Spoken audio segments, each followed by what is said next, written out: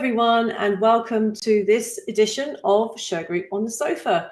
I hope wherever you are in the world today that you're having a good week and you're getting a little bit of sunshine somewhere. And I'm delighted today to introduce my guest to you, Councillor Graham Butland, who's from Braintree in Essex, and we've been friends for nearly 20 years now, and he's going to be talking about his life and his journey, which is so interesting. So welcome, Graham, to Shergroup on the Sofa, and thank you for being here today. Good afternoon, Claire. It's a great pleasure to be with you. Thank you. And before we get into the interview, as we always do on this YouTube show, we're going to give a shout out to our #1 fan, Mr. Ross Saunders, who's in Norwich, England today. So, hey, Rossi, I hope you're watching today. And I think Graham's got a little message for you. Yes, Ross, I understand you're a Norwich City supporter. And of course, Norwich beat my home team, Plymouth Argyle, at Norwich last season 2-1. But I do have to remind you that we did beat you at Home Park 6-2. So I'm hoping this season that we may win both games, because we only just escaped relegation, as you know. But always a great place. And when I was a football referee, as we may be talking about, Norwich was one of my favourite places to go. Oh, that's good. Well, of course, his auntie knows absolutely nothing about football, really. So, you know, you two can just chat on about football and soccer. But hey, I'm married to a West Ham fan, as you know. So before we get into the amazing career that you've had, I can't wait to share that with our audience. And you said about being a professional referee. I mean, and for Ross's benefit, I mean, what were some of your most memorable moments as a professional referee in the world of soccer? Well, although we were professional referees in those days, of course, it was just something we added on to our working week. So we didn't live, you know, we got a match fee, which wouldn't go very far these days. But I did have the great pleasure of going to Wembley twice, once on an FA Charity Shield, and also on an FA Cup. And I mean, that was tremendous in the old Wembley Stadium. Yeah.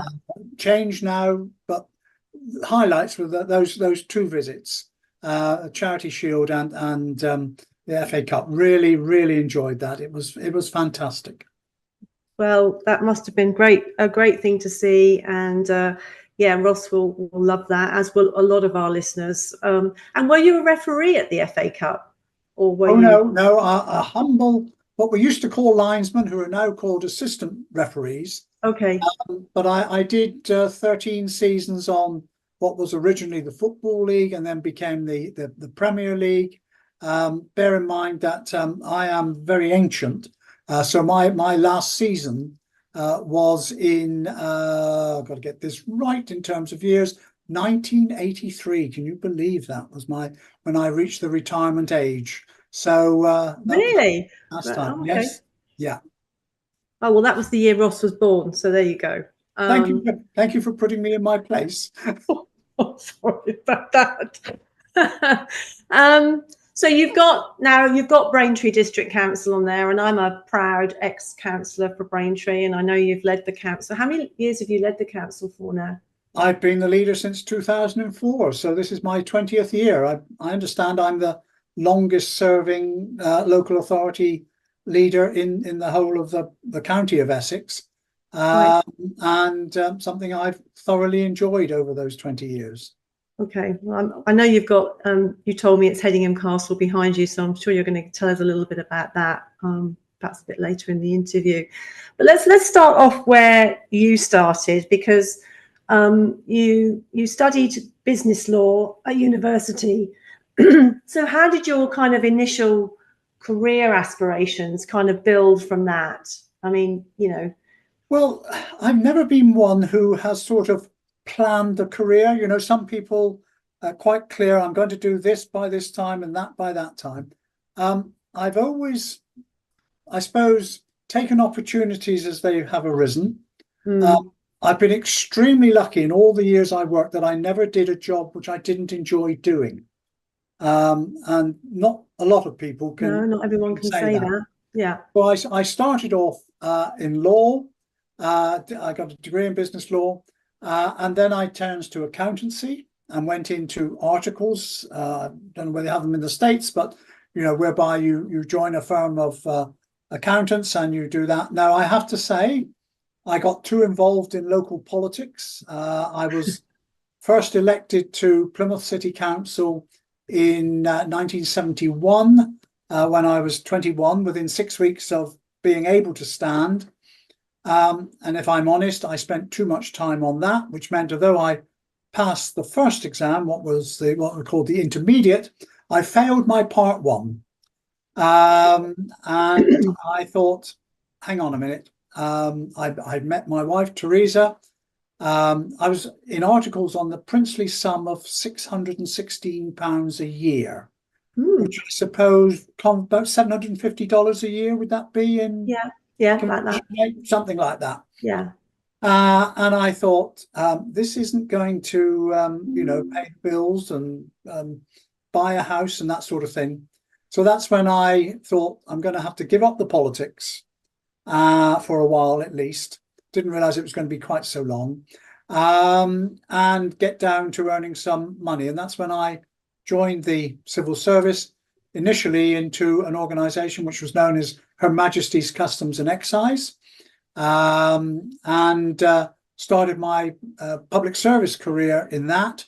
And that's what set me off. And then things have gone as opportunities have arisen. So I have moved with those opportunities. Yes. Well, and as all of us do, I mean, but I think some of the opportunities you've had, you've obviously been in the right place at the right time and you're the right person for the job. You certainly have been at Braintree. Yes, as a young councillor at 21, what were you like? Were you quiet, or were you considered, or were you quite vocal? I've never been quiet, as you know. I managed to, at one step, I have to admit to being much more right-wing than I am these days. Most people in their lives get more conservative as they get older.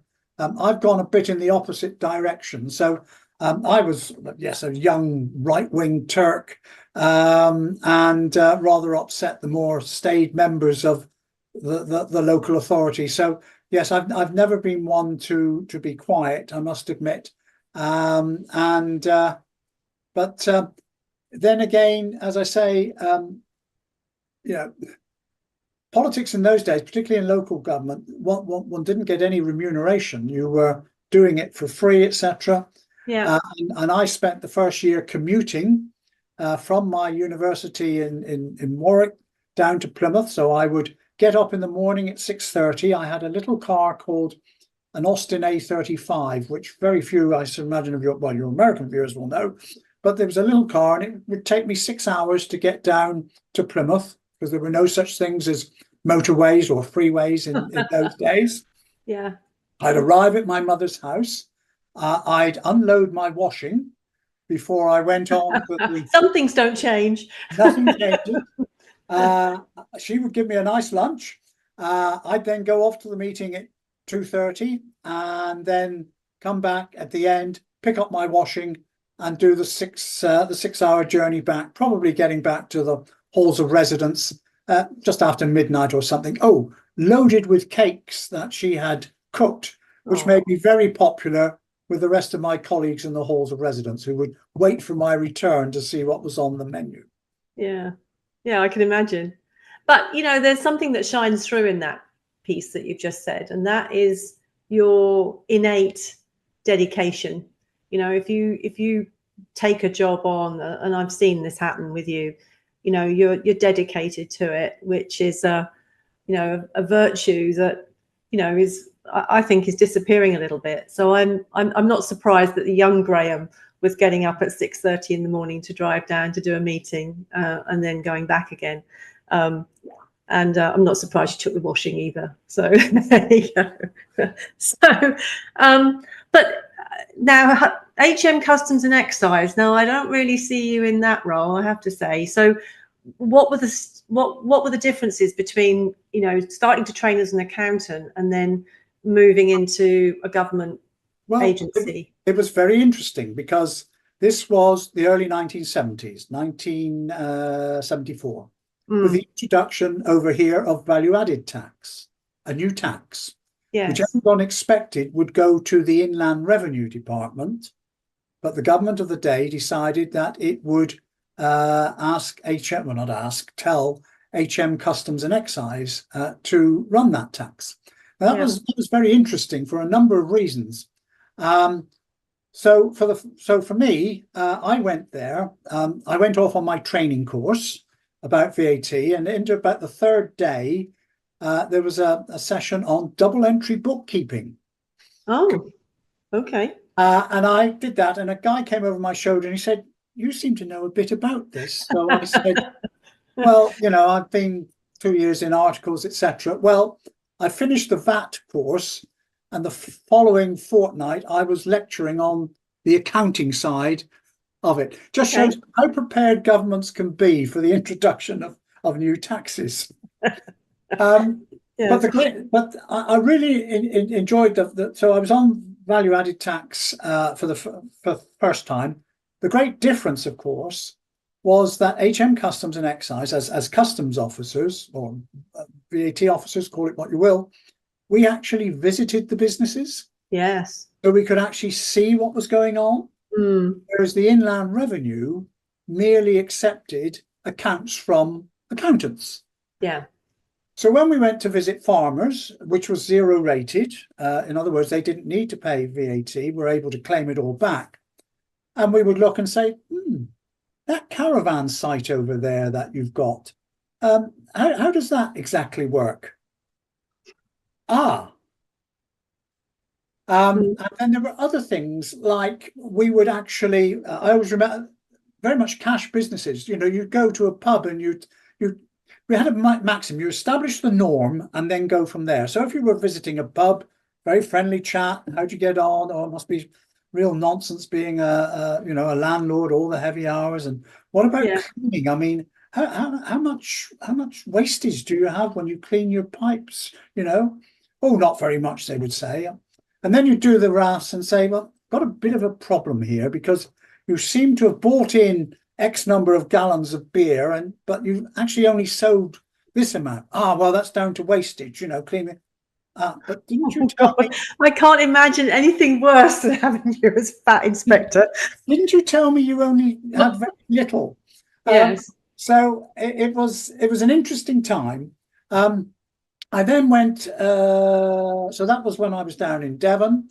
I then came up to London on promotion, first in value-added tax. In between time, I did what I call uniform duties. I was a customs officer at Exeter Airport and Exmouth Docks, boarding ships as they came in, and also dealing with people coming through customs controls as well. And I also had a spell in drugs investigation work in London, which obviously one didn't wear a uniform for. And so it was a varied career. It was HM Customs and Excise. It was a small department, only 26,000. It had its own grading structure. It didn't really consider itself part of the civil service. Rabbie Burns was an excise officer, for those who like their Scottish stuff. It was very much a separate department. It's now been incorporated, merged with the revenue department over here, and border control and all of that. So but it was very much a family department. Wherever you went in the country, you know, if your car broke down, there was probably someone you could ring in customs who'd be saying, "Yeah, I'll come out and give you a hand," etc. Oh, I think those days are long gone, aren't they? They are, way back. Way back. Well, that's, you know, and again, do you consider that to be part of your journey in public service? I mean, obviously you had a wife and family.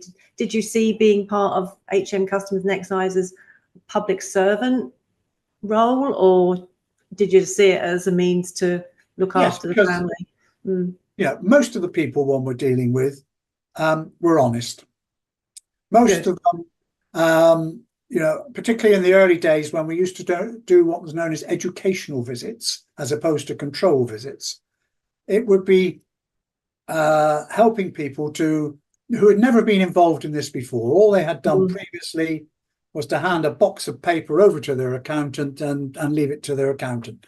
Now they were having to make, in those days, monthly returns. Can you imagine? Monthly returns on their income and expenditure and what they could do and what was allowable and what wasn't.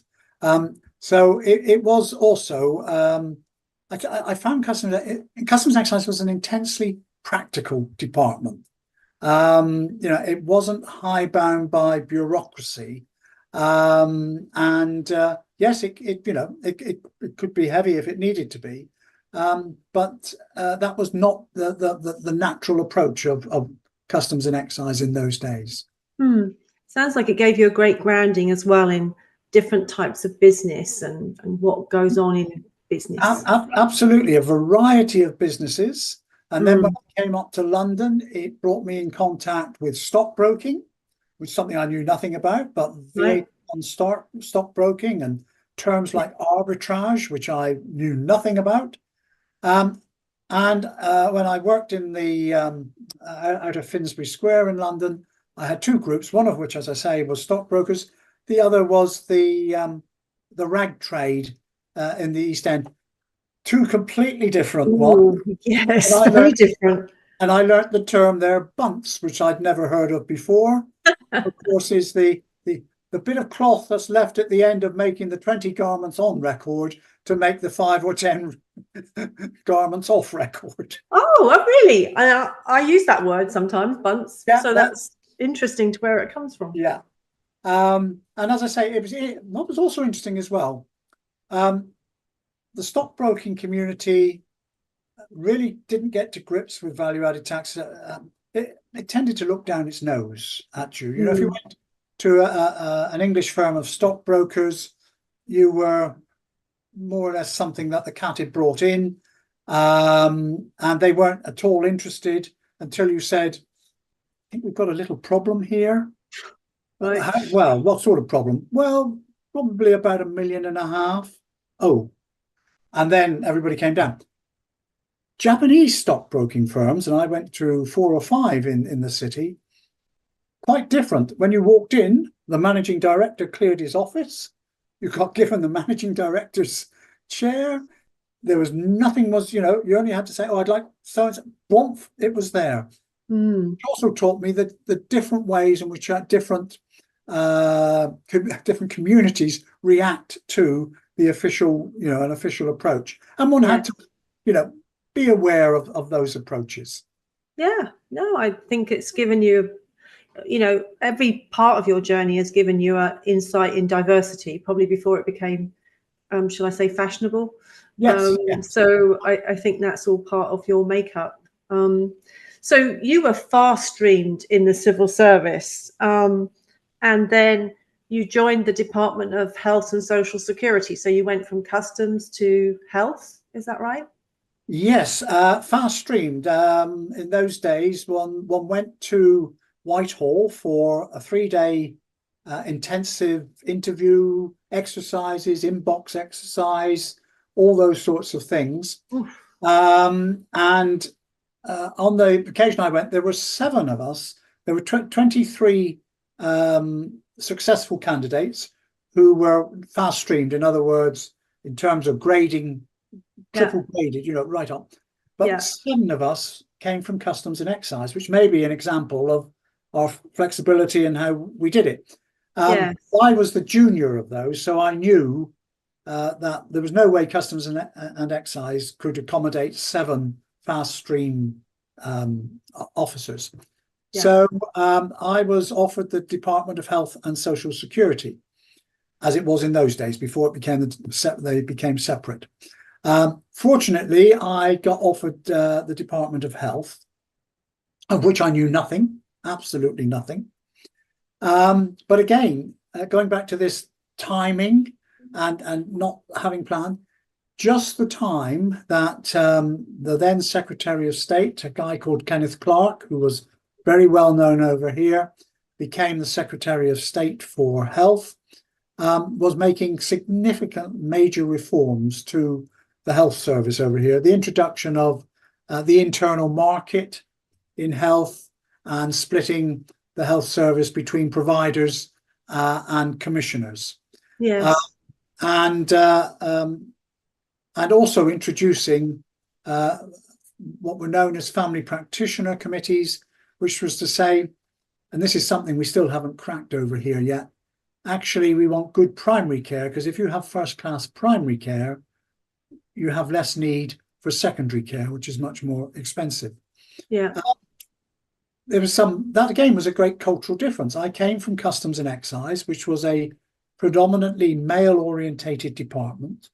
Although it did have females, it had female search officers, etc.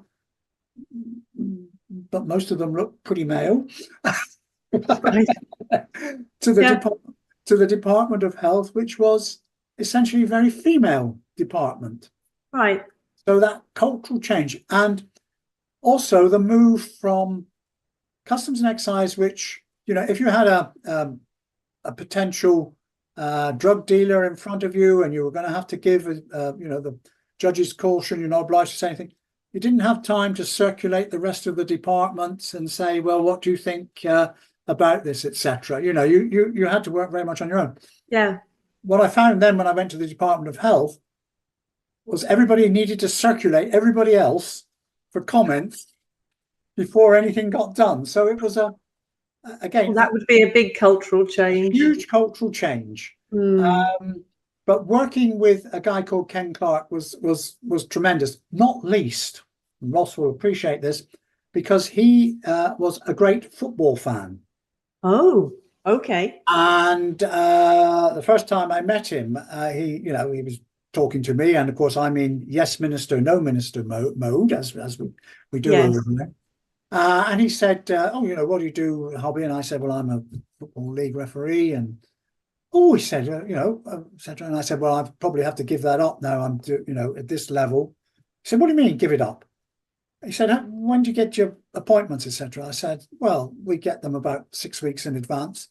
Well, that's all right. You know, we just do things. So I'm forever grateful to him for that approach to enable me to carry on being a football referee in my spare time. I mean, admittedly, in those days, working with ministers, time, it wasn't a 9-to-5 job, and it still isn't. You know, I hear people criticise some civil servants, those particularly working close to ministers. It's not 9-to-5, and it has to fit in with a number of calls on ministers, and really good ministers do work tremendous hours themselves. It's a great pity that national politicians are in a way reviled, some quite rightly because they've made rods for their own back, but hard-working ministers, it is quite a challenge to be a minister and do the job conscientiously and well, and to have civil servants who can support you as well. That's what I love about you. You know, you've been there in this political arena and navigated it, and you keep a very even tone. You know, some people, it's so easy to be, particularly at the moment, you know, one or the other, and very dismissive of what people are trying to do. But I always think with you that if you say, well, I knew so-and-so and they were like this, and I might actually revise my opinion about that, because what do I know? You know, I just read it in the paper. But I think you've had, quietly in your own way, some up close and personal encounters with these types of personalities like Ken Clark, who the only thing I remember about Ken Clark was that he wore brown suede shoes. Yes, he did. He also wasn't terribly good at getting up in the morning. Sometimes when you ring him and say, excuse me, Secretary of State, you do have a meeting. All right, I'll be in. And there were some great personalities. One that I always remember was a lady called Baroness Trumpington, alas, no longer with us. But Baroness Trumpington was a rather stout lady who brought to the Department of Health not only her own wisdom, but she smoked and drank. Smoked like a trooper and wasn't averse to a drink. Yeah. And was also a steward for the jockey club. Right. So I remember arranging a meeting and going along and briefing her and getting it all done. And she said, "Now, what time is this meeting, Graham?" And I said, "Well, how will it go?" I said, "Well, we'll meet at 10. You'll chair the meeting with this authority. We'll finish about 12:30, a little bit of lunch, etc." So she said, "What date did you say it was?" So I gave her the date again. She said, "I'm the steward at Folkestone races that day." She said, "I've got to be there by 11. Yeah. So I had to make some slight arrangements. Of course, she was a member of the House of Lords, not an elected member. Yes, I remember the name. Yeah. Great character. And as I say, I worked for ministers of both political, both Conservative and Labour ministers, because when Labour came in 1997, we had Frank Dobson, the late Frank Dobson, as the Secretary of State for Health then, and it was interesting, very interesting. And the other good thing about you is you keep your. I know you obviously you have your political allegiances, but I can only imagine in that type of role that you would have kept them, completely centre of any on the political spectrum. Well, because I was in politically sensitive posts, yes, I was not active politically from when from 1981 until then, when I retired. Sorry, 1971, 1974. Sorry about date. 74. Yeah. Until I came back into politics in 2003, when I retired from the NHS. Right. Because obviously, as a senior civil servant, you are neutral, so that precluded any public involvement in politics. And when I went to the NHS, although it would have been possible to have become active again, I just felt it wasn't appropriate running, a large part of the NHS to again be politically motivated. So I did not participate for nearly 30 years, I suppose. So you had 7. Sorry, go ahead. So when I said I, gave up politics for what was going to be a short period of time, it turned out to be somewhat longer. Yeah. But I'm sure it gave you a fantastic grounding in how to handle what I call politicos, professional politicians in various walks of life and at various levels, and how to, and perhaps then, in your role as leader of Braintree, really how you like to deal with people and how you like to see things done, which has always been very even-tempered and very professional. So I'm sure all of this grounding, you didn't see it then, but it's all come out in your later career, which is marvelous. People don't always have leaders like that, I'm sure. And I tell you, there are people, and I admire them, who planned their career from start to finish. Yeah. And had their goals, etc. I had never been like that, but the luck came. I just happened to hit places at the right time. I hit Customs and Excise when VAT was coming in. I hit the Department of Health when there were changes taking place there. I came out to the NHS when there were changes taking place there. Well, more than changing, we had, 7 reorganisations in the time I was out in the NHS. Yes. And then when I retired from there, I went into the charitable side, and so things have. I had a very, very lucky career. So I met you in 2006 when you came to open Shergroup House in Braintree. Yes. And I remember we were supposed to have one of the High Court judges and one of my mentors, a guy called Robert Turner, who was supposed to give the opening speech. And he couldn't make it. He was in hospital. And so I was told that the leader of Braintree District Council would be coming, and I suppose I should have been enthusiastic, but I'm afraid I wasn't. Oh no! I thought, okay, who's this going to rock up? I remember you gave the most amusing, funny speech. I don't know if you meant it to be amusing and funny, but it was so witty, and it really. I thought, wow! I didn't realise local politicians were so such good company.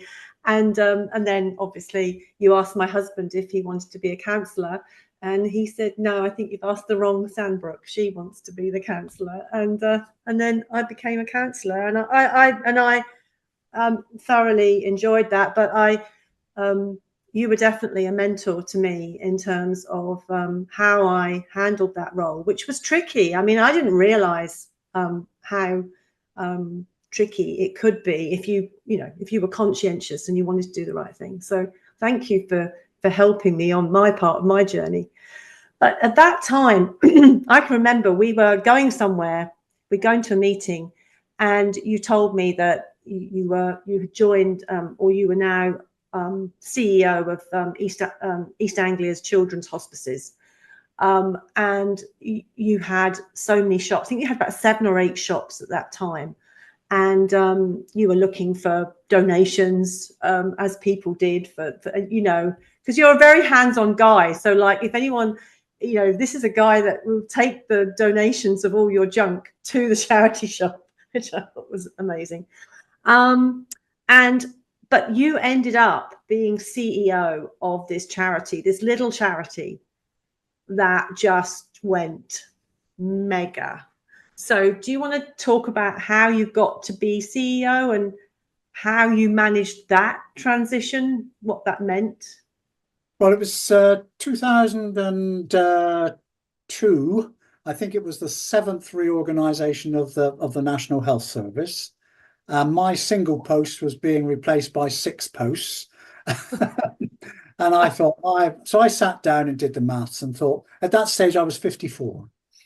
And I thought, I don't think, thinking pension-wise and all of that sort of thing, it would make sense for me to take the money and go sort of thing.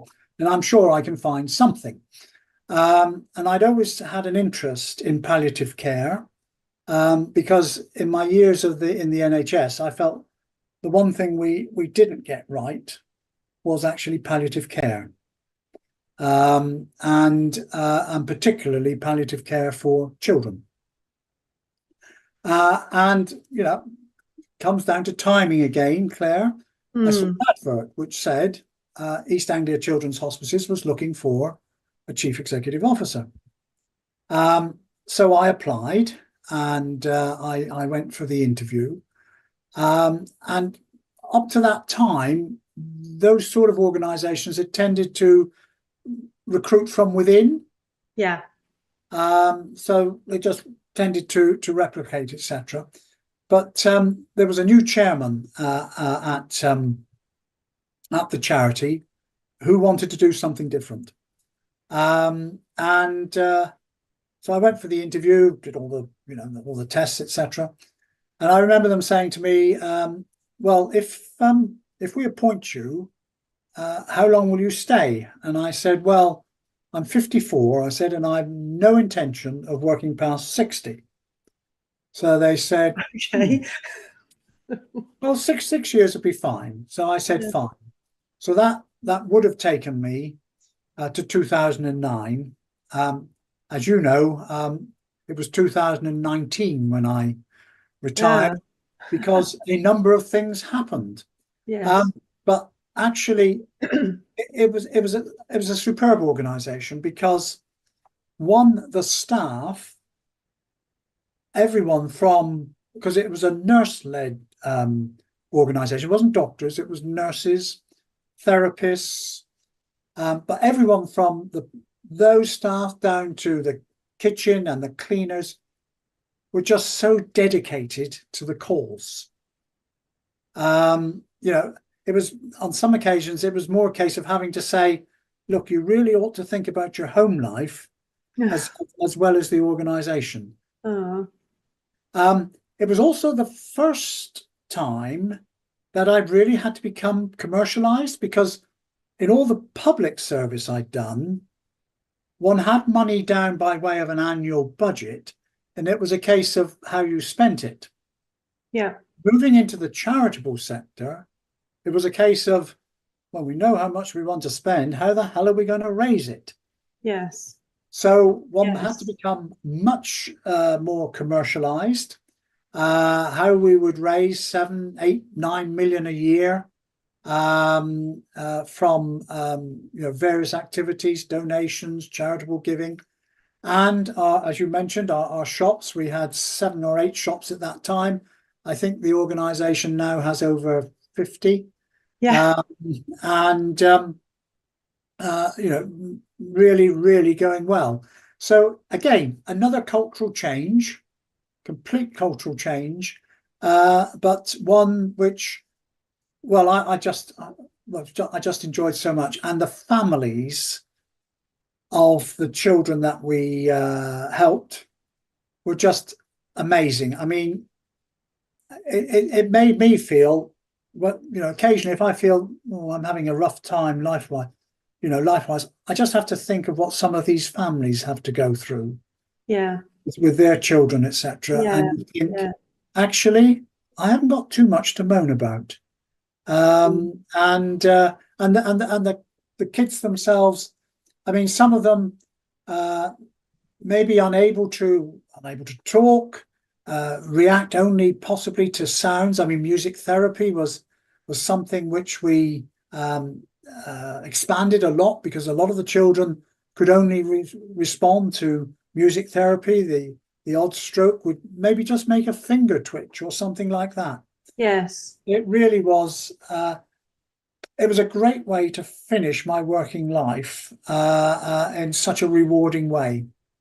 Yes. Yes. It was and all that experience that you had was put to great use. In terms of how you handled that role, and I'm sure the charity themselves felt very fortunate to have you. What was the challenge, do you think? Was it raising the funds? I mean, was that a challenge? Something that you really had to kind of, because in the end, I mean, each has a fantastic marketing brand now, but I mean, when you started, probably bigger charities at that size probably didn't have, like Save the Children Fund or NSPCC, probably didn't have that kind of brand awareness, but that all seemed to be developed under you.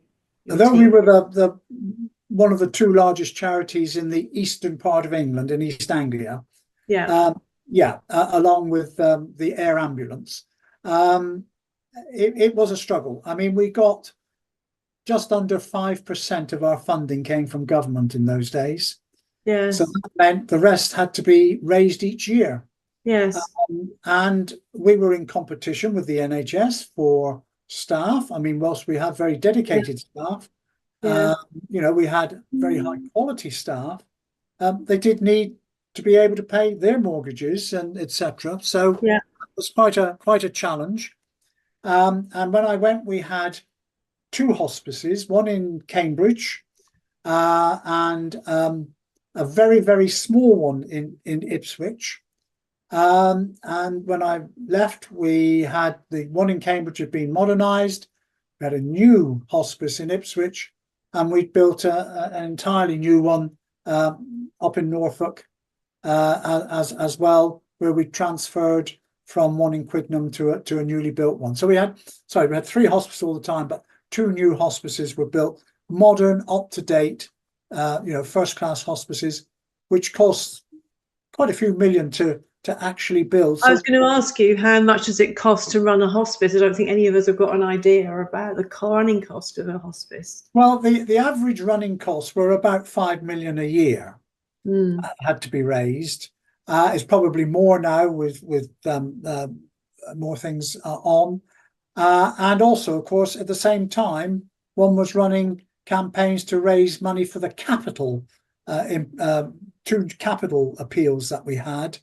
one for the first one in Ipswich, which was the Tree House, which I think I know you attended. I came to that. Opening of, and then also the Nook up in Norfolk, which was the one that opened. Well, the opening of that day was my last day on duty. That was my day of retirement. So that was great. So you were out and about in this new role. You're a leader of Braintree as well. So you were doing a leader role in Braintree, and you were CEO of each. And you were also picking up people's donations and putting them in the car and taking them to the shops. And then something changed, didn't it? You got a very special person came to join your organisation. Tell me about that. I was sat in my office one afternoon, unusually, because I was usually out and about, and the telephone rang. And I picked it up, and the other end, there was a voice which said, Mr. Butland, and I said, yes. They said, this is St. James's Palace here.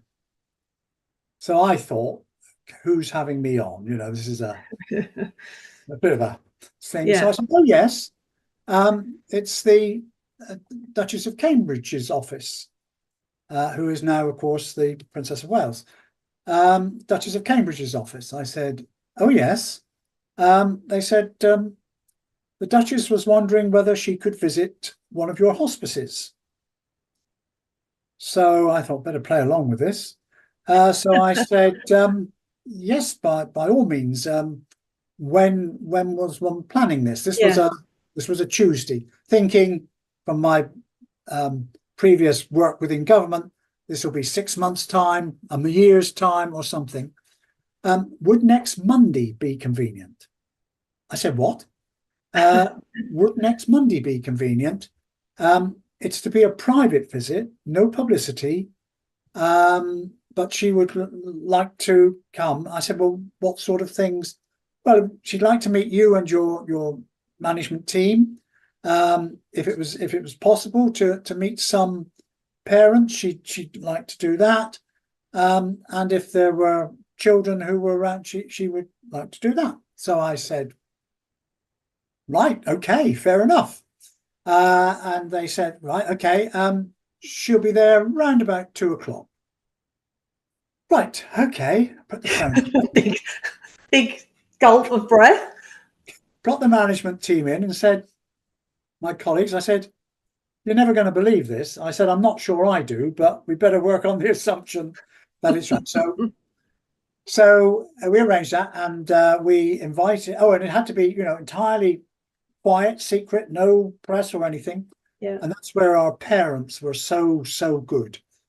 So we got in touch with parents, and I got a range of parents who were on that journey from their child being diagnosed to their child having died, all along that bereavement line. Because the each, and I get plug here, each.org.uk is the website. If they want to see what goes on, parents, make that journey on that.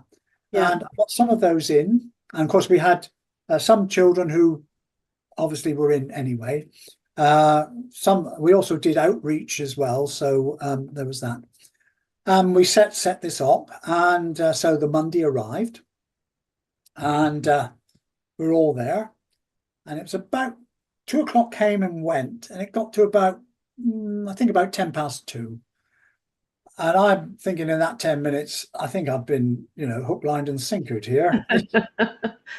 Anyway, this car drew up, driven by the Duchess, with a guy called Colin.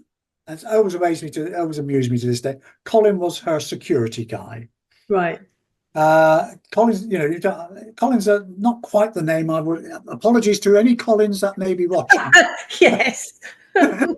But Colin didn't strike me as, anyway, she came in and I said, good afternoon, ma'am.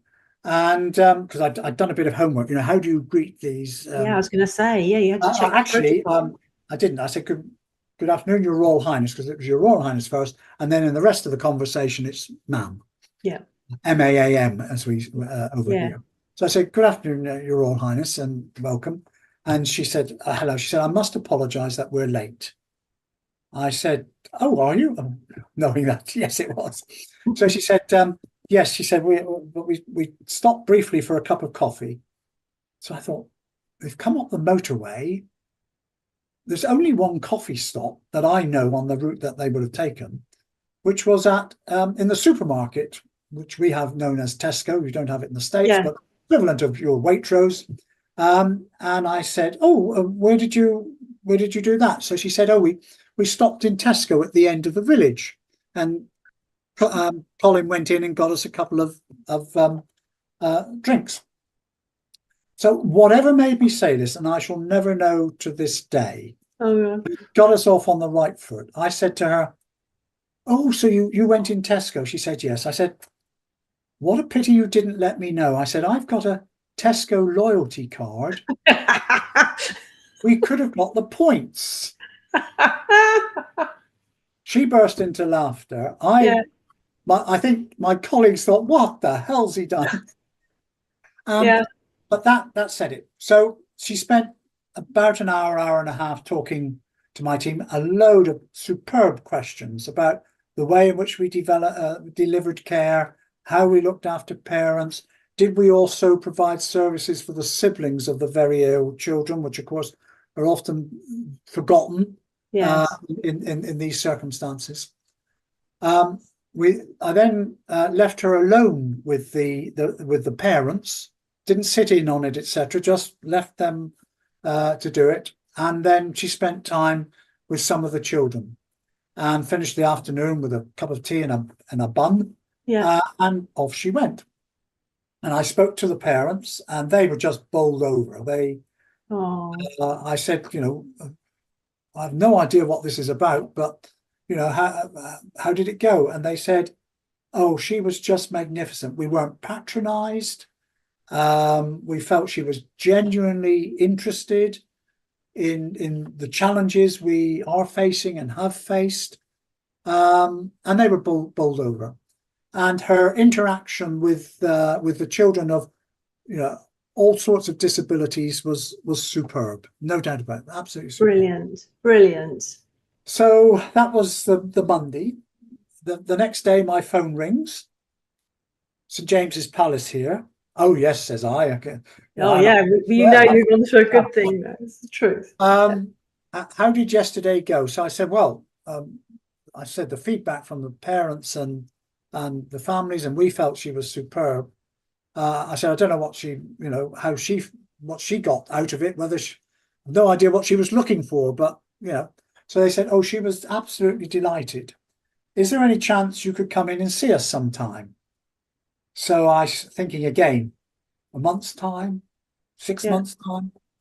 So I said jokingly, oh yes, by all means, as long as it's not next week, because I'm going up to Scotland on leave. No, could you come in on Thursday, which is Tuesday? Yeah. So I looked in the diary, and it was chock-a-block. I was taking my car in for a service before I went on for the day. So I said, do you know, the diary's absolutely clear on Thursday. By all means. So on the Thursday, I went up to St James's Palace, and it then became clear that she was very interested in adopting each as her first royal patronage, the first charity that she would adopt. Interesting the way I was asked, would I like her as our royal patron? To which I had to reply, I'm only the chief executive. I have a board of trustees. They are the ones who actually govern it. I'm just the hired hand. So I said, I will need to talk to the chairman, and the chairman will need to talk to the other members of the board. I said, I'd be surprised, but I think, if we do it the right way, we won't upset anyone. So I got back, I spoke to my then chairman, a lovely guy called Charles, and said, Charles, what do you think about having the Duchess of Cambridge as our trustee? He said, yeah, great, but it's not going to happen, is it? I said, yeah, it is, if you want it. And so he hastily convened. We didn't have Zoom or No. Teams in those days. It was getting on the phone and talking to each of the 12 trustees who, as I expected, all said, absolutely delighted. So I went back and said, yeah, we'd be absolutely delighted. So couldn't make any of that. This was November 2012, that's right. So it wasn't announced until the new year, and then we had to find an event to launch it, and you were at that event which it was launched, which was the opening of the new hospice in Ipswich. Yes, and I remember it well because you were Her Royal Highness was standing on a podium. I think it was her first speech, wasn't it? And you were just, what, were you 4 feet away? I was only about 6 feet away from her where I was standing. I think Teresa was quite close as well. And you were just at the side, kind of in that kind of supporting role. Here's where one's civil service training comes in, because I'd been used to writing speeches for ministers, etc. And Charles, my chairman, said, "Oh, Graham, you'll do the speech, won't you? You know, welcoming and all that." I said, "No, I won't, Charles." He said, "What do you mean?" I said, "You're the chairman. You know," I said, "I'll certainly craft some words for you, but you are the chairman. I'm the hired hand. You're the chairman." So he said, "Okay." Well, blow me, within about maybe a couple of hours of that conversation, the phone rings from St. James's Palace, and they say, now this is going to be her first ever public speech. Yes. So we had moved sort of almost overnight from an opening which we thought might just get a little bit of local television coverage to something which was now going to get world coverage. Yes. And ABC and CBC, CNN rather, you know, we're sending people over. I was doing interviews for that a month before the opening already to amazing to take place. On the day, as you know, we had, I think, 8 or 9 satellite vans, all so going throughout the world. And her office rang and said, could you give us some, you know, things that she might, you know, which would be appropriate for her to say. Yes. So as one does with ministers, you know, you might, or she might wish to say this. She might care to refer to this. Anyway, basically, I ended up writing both their speeches. So on that morning, as you say, I had Charles on one side of me, not King Charles, my chairman, the Duchess, both of whom I don't know who were shaking most. And the BBC were due to be the broadcaster that were going to relay the pictures, but they didn't have, I forget the name now of the camera, on the basis that this was going to last for years and years. They wanted it to be in the highest technology. So our Sky TV took over the thing. So we had some 200 people like yourself actually in the hospice, and this lens, which was broadcasting live across the world. Yes. And I do mean, at 4 o'clock in the afternoon, I was doing a live interview to get my coast right, the East Coast of the USA on their morning program about this. So it was a huge event and her first speech.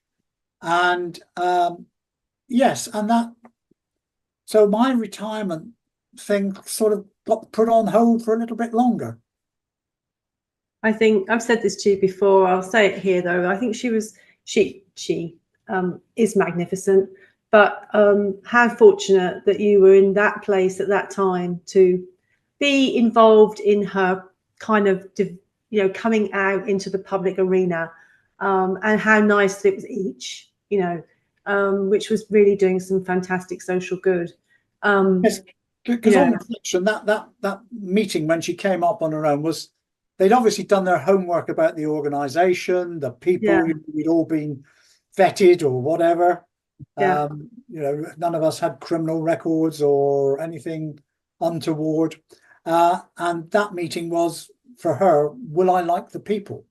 Yes. But the point I always make on this, it was the organisation, it wasn't me.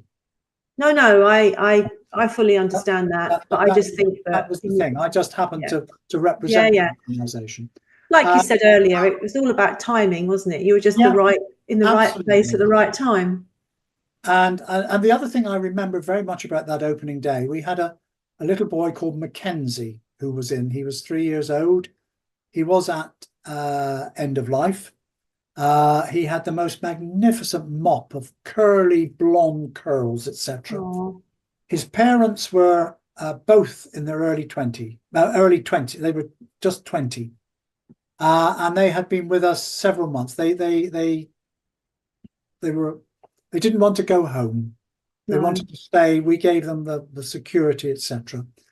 And I said to them, look, we've got this event coming up. The Duchess of Cambridge is coming. If you want to be part of the proceedings, you can be. If you don't, we'll make sure that you're not disturbed at all, etc. Entirely up to you. And if you change your mind on the morning, so be it. No problem at all. No thing. And I mentioned, so they came back the day before and said, oh, we would like to see the Duchess. So I spoke with the Duchess's staff and they said, oh, well, we could pencil that in before she makes her speech. And I said, well, if I can make a suggestion, I wouldn't do it before she's about to make the speech. She's going to have this huge challenge of making the speech.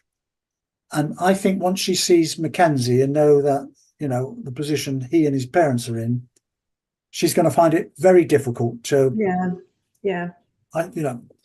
So that's what we did. She made her speech, and then we took her around to the room where Mackenzie and Mum and Dad were.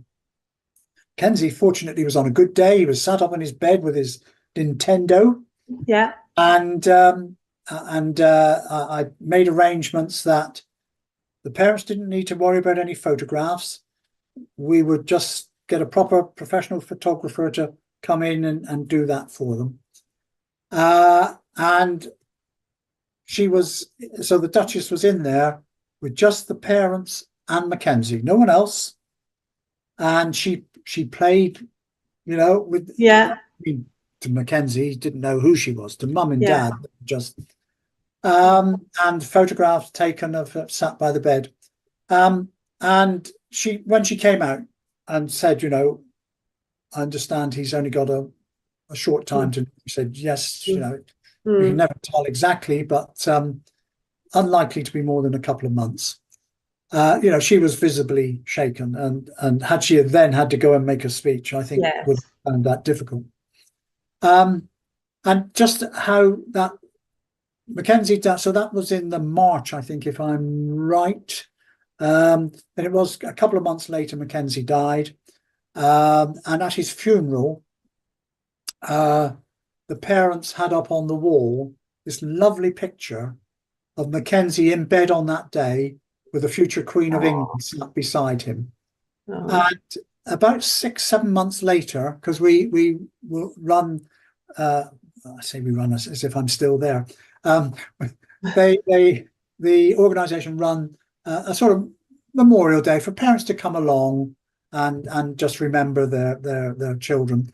Mum came along and she took me to one side and she said, it's obviously been very hard losing Mackenzie, but she said, I know that picture means so much because it shows that not many 3-year-olds will ever have had the Queen of England sat by their bed playing Nintendo with them, and it gave purpose and meaning to his short life. Oh, bless. And that, I think, is the power of having non-political head of government. Yeah, absolutely. And it was just fantastic. And so for the next 7 years, until we opened the hospice up in Norfolk, which she came along to and opened that one. And that was interesting because, as I say, it was my last day on on duty. All sorts of, sometimes very number of visits she made, no publicity, no press. I remember one day she came out to Ipswich, to the hospice, and then went on to see a family in their own home. Yeah. And saying, "Oh, what are we going to?" I said, "Just don't worry. Don't worry. You know, she's not something." And to this day, they're on their mantle. Well, I say to this day, the last time I visited them a few years ago, lovely photograph of her sat on their settee with their child. And, you know, it makes a tremendous amount, because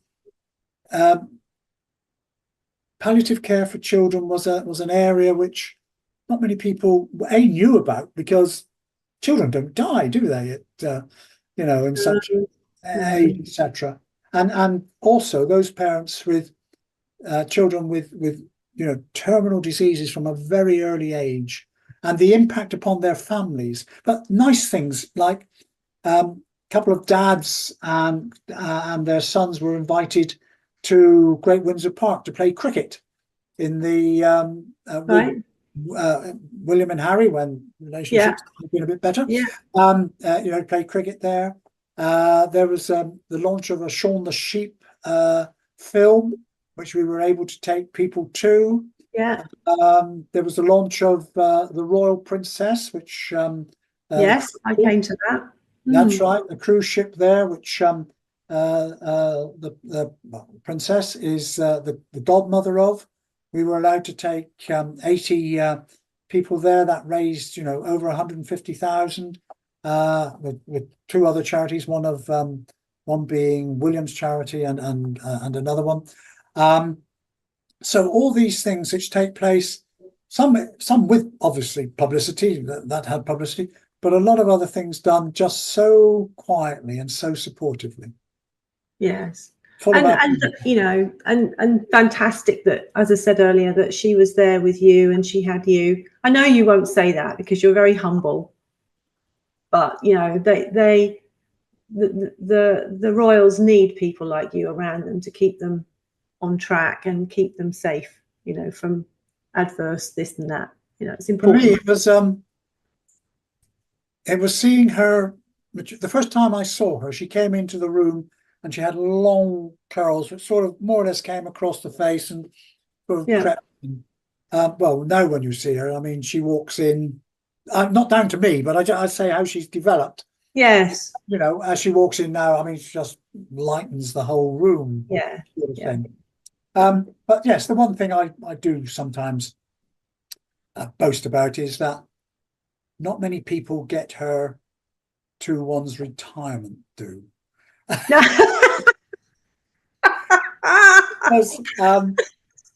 I say, that's a bit of a coup. My final day on duty was the opening of the new hospice in Norfolk. And so all these things are planned down to the last minute. You know, she'll arrive at 10:16 and we'd do this, that and the other. And we'd done all that, worked it through with her staff. Yeah, excellent, that's fine. And she'll come this way and do this and all that. And I'll brief Charles as to what to say and all of that. So that was all done. And then her private secretary said to me, Graham, we've got to build another quarter of an hour into the timetable.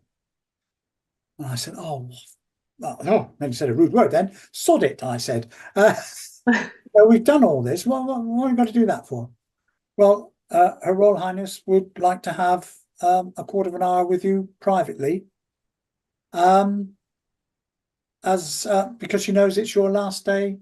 Oh. So I could hardly say, well, I'm not. So, I'm busy. I've got to go. And that's where I said to her, two things I said to her. Okay, got to have a sense of humour. Two things I said to her was, one, I have to confess, ma'am, that I did actually lie to you, or rather your office, on one occasion. I said the only time I did it, and that was when I was asked on the Thursday after you came whether I could make it in, and I said my diary was absolutely free. and the other thing was, when we launched the appeal for Norfolk, I stayed overnight up in Norwich, just opposite the showground there in the hotel, got up in the morning to dress and found that I only had the jacket of my suit. somewhere the trousers had disappeared. Oh, whoops. Now, a bit awkward to invite her on stage. So a quick dash over to another supermarket, who fortunately sold suits. I got £60, so only $90. It was cheap, but it actually looked very good. It subsequently went into our shops, is worn only once in the presence of her Majesty. Oh, really? Never miss an opportunity. I managed to put that suit on, and I did say, and the other thing was, I very nearly had to introduce you with no trousers when you launched our appeal. So, I bet that brought a smile to her face. Our relationship ended in the same way as it had started with my Tesco loyalty card. It was that sort of relationship, and something which I never thought I would ever have in my career. And I'm so delighted for the organisation, which to this day she continues to be an active supporter of. Yes, yes. No, it catapulted each in a way that I don't think you or your colleagues could ever have imagined, and how necessary is that, in terms of palliative care for children. I think that's a wonderful story, and thank you for sharing it. I know you're very discreet about your time with this wonderful person, and I just think she was lucky to have you, and you were again in the right place at the right time. Throughout my career, somebody has been smiling on me throughout, because, as I say, I only intended to ever do 6 years. I was someone who wasn't going to work past 60 and ended up going when I was 70. And Graham, no one retires at 60 anymore, Well, no, exactly. And now, I'm in my second half of my 70s and still leader of the council here and doing things as much as I can. Yeah. Well, I'll just change tack then, because thank you for exploring that with us and sharing that. I know my sister will be hanging on every word that you said. So hello, Annie. Hello, Annie. So she will be listening to you carefully. But Braintree District Council, you have done a phenomenal job. I often said to you, I wish you'd gone into Parliament. You might have been a politician with some common sense, but that wasn't your route, I know. But you've brought such professionalism to Braintree, and although I was not there, I moved to the States at the end of 2011. I've been back, and it's flourished really under the leadership of yourself and your cabinet. And I think that comes down to you and the way that you handle people and you handle situations. All that CEO experience from your civil service days, do you feel you brought that to the role as leader for this organisation? I think why we've been so successful, and I do say we, not me, we. Yeah, I know. You're a team person. I know. Is having worked both sides of the fence. So I've been the hired hand as a CEO. I'm now the leader, and I have a CEO. Yes. And the great thing, I think, is the elected members' job, in my view, is to set the strategic direction of the organisation. It's for the professional staff to actually translate that into operational success. Yeah. I've seen so many councils where leaders of the council seem to find it necessary to be in the office every day of the week, almost causing mayhem, or trying to take every minor decision, like what colour should the paper clips be, that you take away from professional staff. Yeah. Their feeling of, I'm trusted, I can make decisions within proper delegated responsibility and proper governance issues. Yeah. But I'm trusted to do that. So I have a situation here, which I've done all the time I've been leader. I meet with my CEO generally once a week. couple of hours on a Wednesday morning. We'll talk through the issues, etc. He may well, and I had a she as well during the course of that year, those years, that if they want, my advice, I will happily do it. But I'm not there to manage the operation. That is their job. Mm. That's actually why they're paid 10 times as much as I'm paid as leader, I should say. But that clarity of roles is very important. And it's the same, I think, with within the commercial side, within business of boards, non-executive members and executive members, being clear about what their role is. Not the role of non-executive members, in my view, to actually try and run the business. It's their role about being able to set the strategic direction and also to be a critical friend. And that's not about trying to catch the executive out, but actually saying, is there have we thought of, etc. And that I have found, as I say, I think having been on both sides of the fence, as both an executive and a non-executive, that does help tremendously get clarity about what one's role is. And I think that applies whether you're working in the public sector or the private sector. Yes, you need to set your own kind of training, your training program up. The Butland School of how to manage. You want me to work past 80 now, do you? yeah. Come on, another project for you. But it's such common sense, and I saw you do it, and you've brought great clarity and common sense to, not always easy situations to deal with. I remember the one of the political parties, I won't say who, but had there was an environmental issue, and I remember you having to navigate that with great diplomacy, and then put your foot down when it all got a little bit much. So yeah, that's the sort of leader that you are. So I think that Braintree has also been very fortunate to have you. If you're listening to this and you're in Braintree District Council, this is a person that's given consistency of service and consistency of decision making, which I'm sure is not the experience of many local councils. We've also been very lucky to have a very dedicated and loyal staff. Yes. And that's everyone from the guys who collect the bins, which, let's face it, for many people, that's their main contact with this authority. They put their rubbish out, they expect it to be collected. And 99.9% of the time, it does get collected. We may miss the odd bin, in which case we'll go back and pick it up. Yeah. But there's also something, I think, about for leaders about not trying to pretend something that you aren't.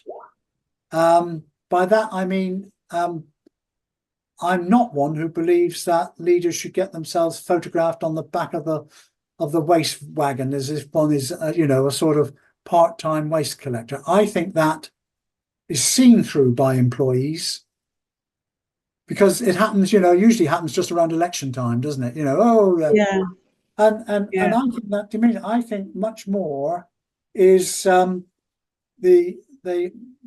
whenever I get, and I get quite a lot of words of thank you, and it always comes to me as if I've done it.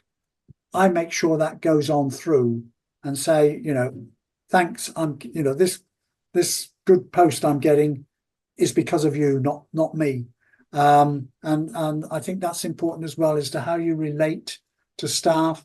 I'm one who quite likes Christian names. If staff feel comfortable with Christian names, I have some staff who feel much more comfortable calling me Councillor Butland. That's fine. Whatever you feel comfortable with. Yeah. In whatever space. And and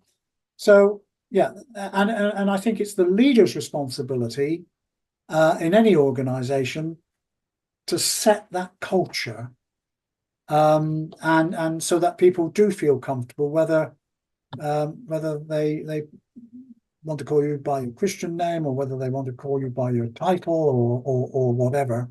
All I'm interested in is, as long as they're doing a really good job. And the other thing I've always maintained is, I don't mind us making a mistake, but I do get a little annoyed if we make the same mistake twice. Fair enough. Because that's shown we haven't learnt. Yeah. From the mistake. Yeah. But if you don't allow mistakes, you don't take chances and you don't develop as an organisation. No, you're quite right. And it's quite right that you say that and particularly with public money, and public, the public are paying for the service. So yeah, no, you've got a star on that one.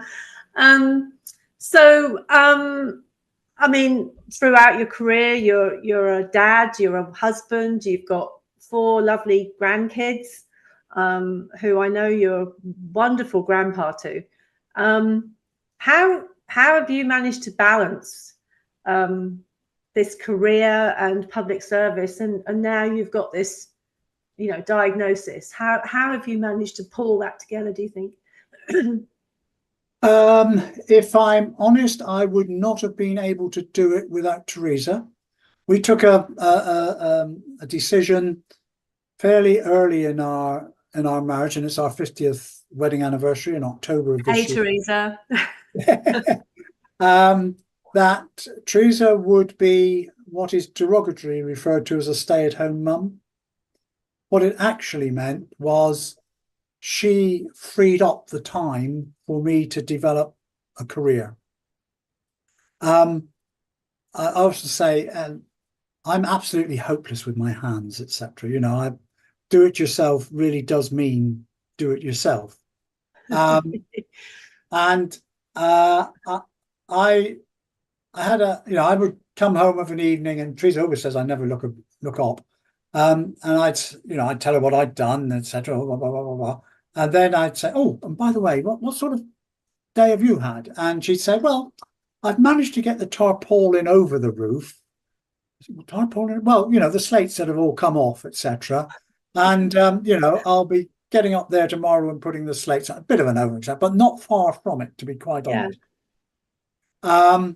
Now, I couldn't have done that. And it used to annoy Teresa when we went to dinners and that sort of thing, and people would say, oh, what do you do? And she used to say, well, I'm a housewife. Housewife? So she started saying, I'm an estate manager. Oh, an estate manager.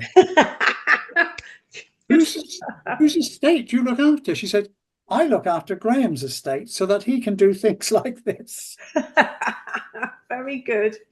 So that was because it is difficult about getting that balance, work-life balance. Probably didn't get it entirely as good as it could have been in the early days. But certainly now, as you say, with my position with a diagnosis of advanced prostate cancer and metastatic bone cancer, for the people, that I am now deliberately putting time aside every day. We've been out for a walk this morning. We have a new dog. Yes. Well, he's now 19 months. Really great that we did that. We didn't know that I was going to become as I am. Although, as I say, the hormone treatment is keeping me fine. I'm getting very feminine, getting hot flushes. So any ladies listening who want to any advice on how to deal with hot flushes, just give me a buzz. I'll help out by all means. Only you could say that. And and I get more. Yes, I get tearful on occasions. Something, as men, we mustn't cry, we're men. There was a record on the radio yesterday as we were driving along, and there was a particular phrase in there, I want you to die in my arms. And, oh, dear me, oh, dear. But, so far, so good. and the dog is getting us out and doing plenty of exercise. And we've got holidays planned through now till next May, which will be our next trip to the States. In between time, we've got 2 or 3 cruises, and I'm hoping in February to visit my elder brother in Bangkok at the end of a cruise that's going to end up there. So again, I think it's about being positive. You know, you get a diagnosis. It's not curable, but at the moment the hormone treatment is suppressing it. And I'm not going to sit around. I'm going to live with it rather than die of it. And people have been so great. And as you know, I local television here picked up on it because it happened to coincide, timing again, with King Charles's situation. Yes. And I did an interview about it. And what was really nice was that one of our waste refuge collectors, guy in his 60s, dropped me an email and said, "Dear Councillor Butland, I've never voted Tory in all my life, never voted Conservative in all my life, and I've no intention of doing so. But thanks very much for the interview. I'm going to go and get my PSA tested, which my wife has been on about for years, and I'm going to get it done because, you know, I was taken by the interview you did." Yeah. But he said, "I still won't be voting Conservative." So he couldn't turn that one. I went back to him and said, "Great, let me know how your PSA went, and if it's gone well, think about voting Conservative." Well, of course, we got hammered in the general election anyway, so it didn't make any difference. But it was nice that the feedback I got from and a number of people I hadn't seen for 20, 30 years, who I'd worked with, who you know, made contact, etc., was very, very touching. And yeah, so we're still here. Yeah, and I picked up on that interview on LinkedIn, and I did think it was just about the King, and because of your royal connection that you had been asked to comment, not knowing that you yourself had had your diagnosis. So very brave of you to. I know you won't think of it like that, but there's a lot of men that, you know, and the fact that you were it was done deliberately to encourage men to talk about things. I know. There you go. You know, we'll talk about football, we'll talk about baseball, we'll talk about everything, but we won't actually talk about things which are important, and also the impact that our illness can have on our partners, our spouses, etc. Yes. So I think being open about it is something, and if I've done anything to get that discussion going or encourage just a few people, a few males to think actually, well, one, maybe I'll go and get tested and see whether you know, I have a problem, and if they do have a problem, that you know, they're not afraid to share it, because it's so important that you don't hide it yourself. It's one of the reasons I think why men generally suffer so much from mental health, because we do not mental health problems because we do not share our issues. It's seen as a sign of weakness. You know, it's all right for a lady to do that, but not men. Actually, there's not a lot of difference between us. No. And very often, actually, the females are the stronger of the two sexes. I'm glad you've come to that conclusion, Graham. I could have told you that a long time ago. Yeah, they're the strongest. Unfortunately, they're not always right. I'm going to have to differ on that one. You know my husband. He said hello to you. So listen, my friend, I thank you so much for your time today. It's been a wonderful interview. I wanted to do this for ages, and really you're sort of up there, and I didn't know if you would kind of do it, because I know you're very careful in your, you know, in how you handle things, you know, particularly in your position. But I do thank you for sharing so much of your journey with us. It's made for a fascinating interview. You know, I wish you and Teresa all the very best. And just keep pedaling, Graham. You're doing great. Absolutely. I shall be walking every day. And, you know, as I say, hopefully I will see you, if not before, I will see you next May we will be in Florida again. We look forward to seeing you. We all look forward to seeing you. So, and you know that I'm going to be a grandma now. Yes. Now, any help I can give you, very reasonable cost of lessons on how to be a grandparent. Can be no problem at all. No, you will enjoy it. I think what it does show you, once you have children, people think, oh, you have children, they'll grow up and go away. They never do, either the children, and when grandchildren come along, you just revert back as well to that maternal and paternal thing. They're just great fun. I mean, we're very lucky I have one grandson of 25 and then 3 granddaughters, 18, 16 and 13, and they're just great. I know they're a joy to you and Teresa. Yeah. Fantastic. All right. Well, thank you so much, and I'll see you in May. Okay? See you on. Bye to everyone. Goodbye.